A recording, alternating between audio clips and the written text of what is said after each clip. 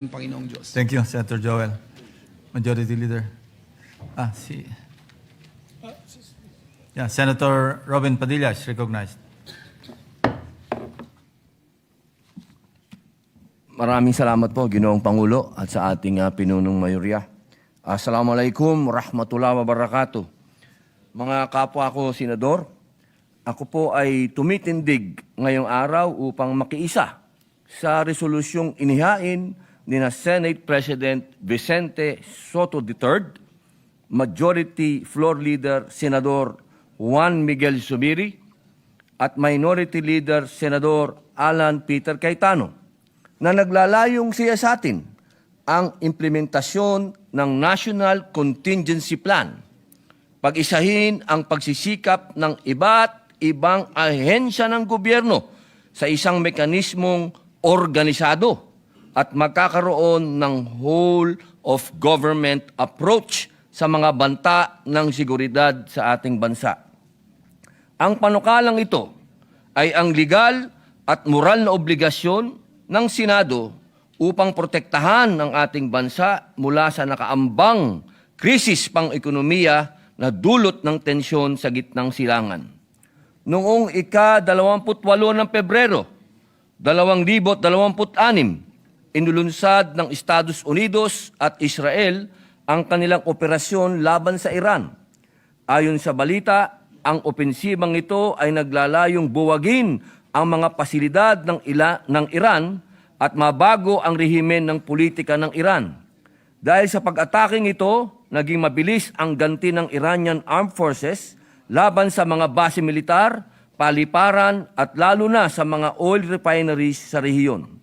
Sa kasalukuyan, ayon sa ulat ng International Energy Agency ngayong Marso 2026, nararanasan ng mundo ang pinakamalaking pagkagambala sa supply ng langis sa kasaysayan, ang pagsasara ng Strait of Hormuz, kung saan dumadaan ang humigit kumulang na 20% ng pandaigdigang supply ng langis at liquefied natural gas, ay isang direktang atake sa katatagan ng ating ekonomiya. Hindi naman natin maaaring baliwalain ang babala na ang presyo ng krudo ay maaaring umabot sa $200 bawat bariles. Dahil para sa Pilipinas, ito po ay nangangahulugan ng stagflation, ang mapanganib na kombinasyon ng matamlay na paglago ng ekonomiya, mataas na kawalan ng trabaho, at mabilis na pagtaas ng presyo ng bilihin.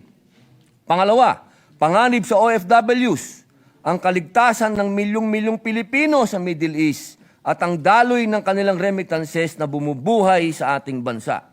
Krisis sa pagkain at enerhiya, ang mabilis na pagtaas ng gastos sa transportasyon na tiyak na magpapalala sa malnutrisyon at kahirapan sa mga vulnerable sektor.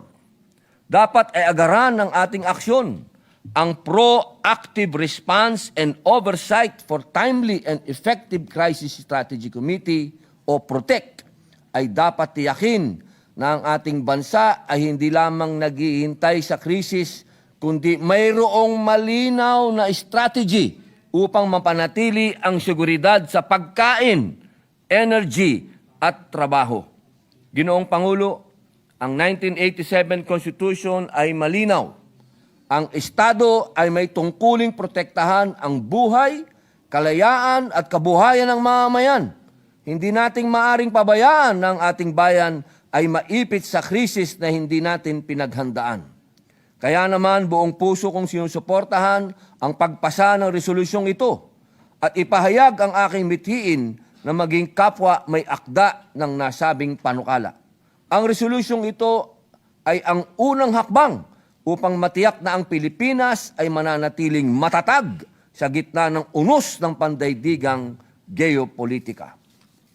Naway gabayan tayo ng may kapal sa ating mga desisyon. Naway manaig ang kapayapaan at naway lagi nating unahin ang kapakanan ng bawat Pilipino, ang hindi sumama sa kahit na sinong naghahanap ng gera, kundi maging independent. Maraming salamat po. Thank you, Senator Robin Padilla. Majority Leader. Thank you, Mr. President.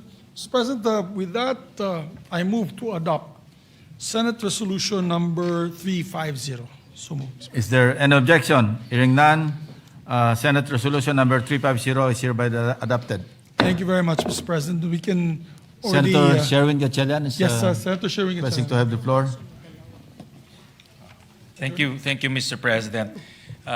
Una-una sa lahat, nagpapasalamat po ako sa tiwala at kumpiyansa na ibinigay po ng ating Senado at nakita ko po sa resolusyon na tayo po itinalaga bilang head or chairperson nitong ad hoc committee. At kasama sa ating mga kababayan, ito pong nakikita ho natin ay hindi po kasalanan ng ating Pangulo, President Bongbong Marcos, hindi po kasalanan ni Vice President Sara Duterte, hindi po kasalanan ng Senado, hindi po kasalanan ng Kongreso. Ito pong nangyari ay wala po sa kontrol natin lahat. Ito po ay isang conflict na nangyayari po sa labas ng Pilipinas, pero ang epekto ay ramdam na ramdam natin dito. Ang nakikita ho natin, itong epekto ay initial pa lang. No? Ito ay paumpisa pa lang. Dahil kung ito po ay magtuloy-tuloy, yung mga nabanggit po ni Senator Robin, ni Senator Joel Villanueva, ito po ay kakalat na sa ating ekonomiya. Makikita natin, tataas po ang presyo ng pagkain, tataas po ang presyo ng bilihin. At kung matatandaan ho natin, last 2025, bumagal rin po yung ating ekonomiya. So pumapasok ho tayo sa isang senaryo na mabagal na po ang paglago ng ating ekonomiya. Kaya posible rin po yung tinatawag na stagflation, kung saan mabagal po ang paglago ng ekonomiya pero mataas naman ang pagtaas ng presyo ng bilihin. Kaya nagpapasalamat po ako sa mga may akda nitong resolution dahil ang pinakamahalagang operative word sa resolution ay proactive. Mapag-usapan natin ito, makita natin yung iba't ibang elemento nitong krisis na tingin ko pwede mangyari dahil pwede itong kumalat sa ekonomiya, pwedeng kumalat to sa presyo ng bilihin at eventually, kung ito pa ay humaba, pwede rin itong kumalat sa unemployment dahil nakita na ho natin nung January ay tumaas po yung ating unemployment figures. Kaya mga kasama, itong being proactive ay isang napakaganda pong hakbang na gagawin ng Senado. Yung mga recommendations ho natin ay napakaganda rin po. Ang akin ninanais, sinuhope ko, hindi ho natin magamit yung recommendation at solution dahil sana ay bumalik na ho sa normal.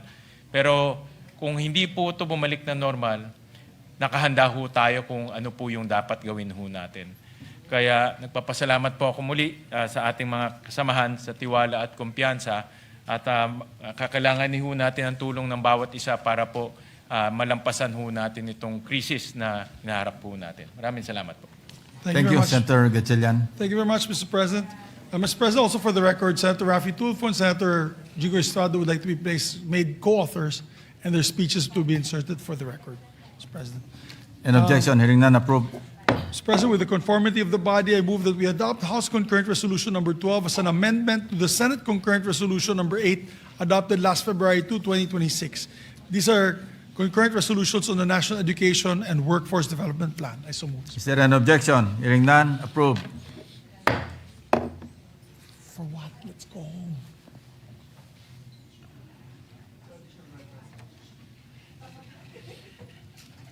Mr. President, I move that we dispense with the reading of the Journal of the 57th Session Tuesday, March 17, 2026, and consider the same as approved. Is there an objection? Hearing none, motion is approved. Mr. President, I move that we adjourn session until 3 o'clock in the afternoon, Monday, May 4, 2026. Is there any objection? There being none, the session is adjourned until 3 Mr. o'clock President, in the there's afternoon. before you make that motion, there's a question from Senator Rizal Tiveros is Salamat, recognized. Mr. President. Not an objection, just an inquiry. I thought that we were going to interpolate the amendment to the biofuels law. We are no longer, did Mr. not tackle it President.